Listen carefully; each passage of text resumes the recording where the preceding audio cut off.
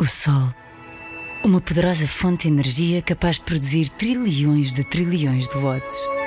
Apenas comparável à energia das jogadoras da seleção, que se renova a cada finta. Não há energia como a feminina. E Iberdrola, a maior apoiante das energias renováveis, incluindo a feminina.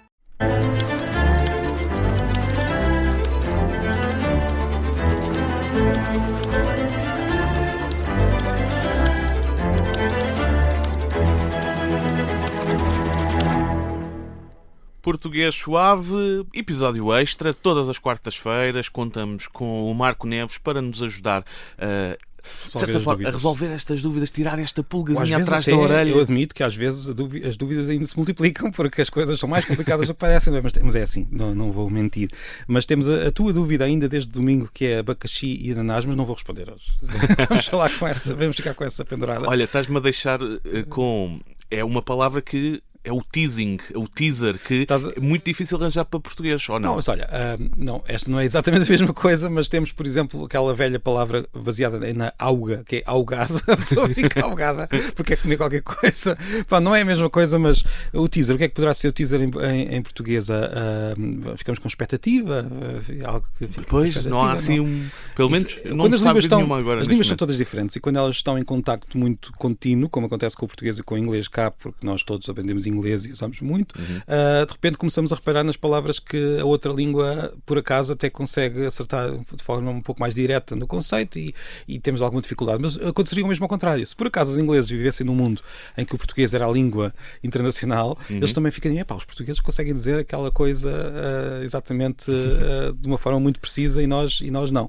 Portanto, não é nada de, como é que eu dizer, não representa uma maior qualidade do inglês, é apenas uma característica do contacto entre línguas. E hoje vamos falar disso. Encadeia bem, até porque vamos falar de Porto e ao Porto. Exato, vamos falar de Lisbon também. Por que razão é que os ingleses e os espanhóis dizem ao Porto, quer dizer, os ingleses dizem mais ao Porto, diziam, porque nós já falámos disto aqui, mas a dúvida apareceu-me tantas vezes que eu decidi repetir. Muitas pessoas dizem, mas que disparate é este? Por que razão é que os ingleses fazem isto? E eu também hoje decidi, além de responder esta dúvida de novo, falar de onde é que vem a palavra Lisbon, porque ninguém se chateia com essa, o que é curioso. Eu vejo muitas pessoas do Porto muito aborrecidas porque os ingleses diziam, cada vez menos, mas diziam ao Porto, mas os lisboetas em geral não se preocupam muito com o Lisbon e acham natural. Não sei porque é que há esta diferença. Talvez porque no Porto a diferença está no início da palavra. Os espanhóis continuam a dizer ao Porto, os ingleses já perderam esse hábito e isto é muito fácil de explicar. Vem do artigo, o Porto, não é? Portanto, nós temos nós dizemos sempre a cidade do Porto, ou o Porto é uma cidade, e os ingleses e espanhóis e por aí fora decidiram juntar o artigo ao nome da cidade.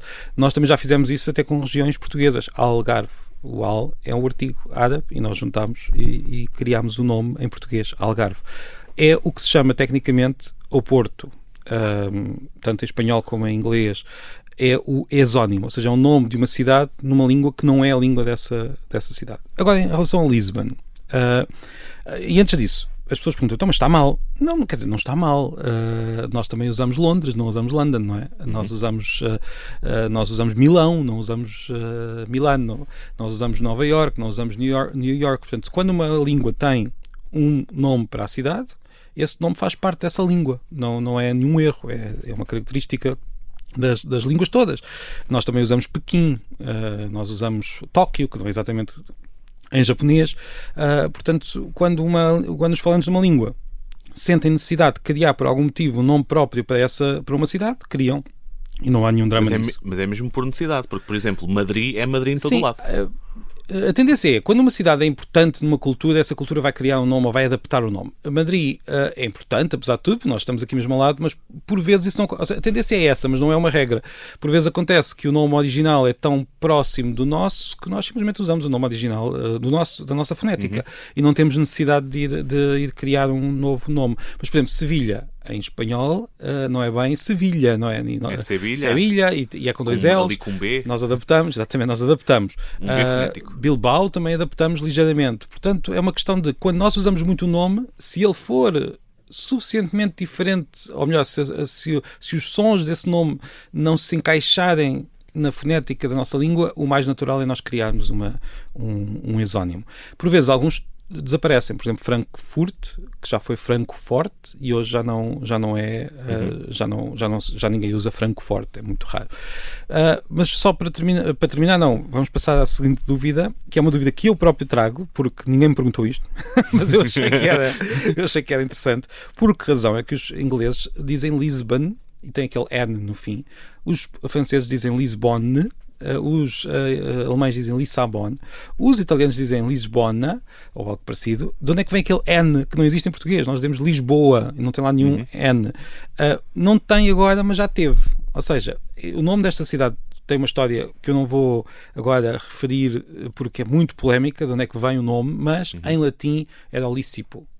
E este Olícipo depois levou à criação de uma palavra no latim tardio, tendo em conta a forma como a palavra variava de acordo com o caso, acabou por ficar Olicipona, que depois foi mastigada pelos árabes que vieram para cá e ficou algo como Lisbona ou Lisbona. E os próprios falantes de latim que continuaram a existir mesmo durante o domínio árabe começaram a usar cada vez mais Lisbona. Lisbona era o nome que a maior parte das pessoas de Lisboa davam à cidade.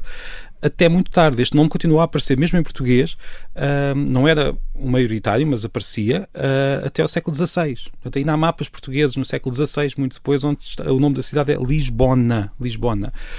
Porquê que não é já Lisbona? Porque a nossa língua vem do norte e vinha com um hábito muito forte para deixar cair os N's no meio de duas vogais. Nós dizemos lua, não dizemos luna, já falámos disto aqui muitas vezes, e em muitos outros casos também deixamos cair esse N. E por isso os falantes de português que vieram do norte, ao virem para esta cidade, acabaram por impor o nome que usavam para a cidade. Portanto, Lisboa, na verdade, também é um exónimo do norte para uma cidade que aqui na cidade era chamada de Lisbona, mas que depois acabou por ficar Lisboa. As outras línguas à volta. Os castelhanos decidiram seguir o nosso exemplo e dizem Lisboa, não dizem Lisbona.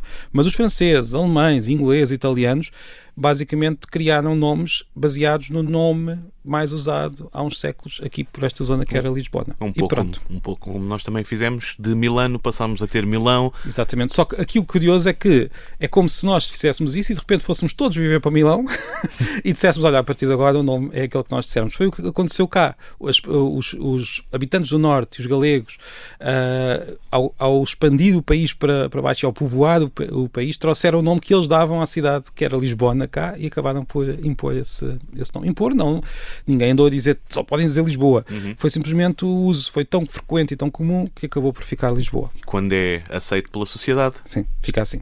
Torna-se padrão na língua. Marco Neves, muito obrigado, sempre ótimo esclarecer dúvidas contigo. Marcamos encontro para domingo. Temos Português Suave para as manhãs 360 de fim de semana, ok? Até domingo. Grande abraço, Marco.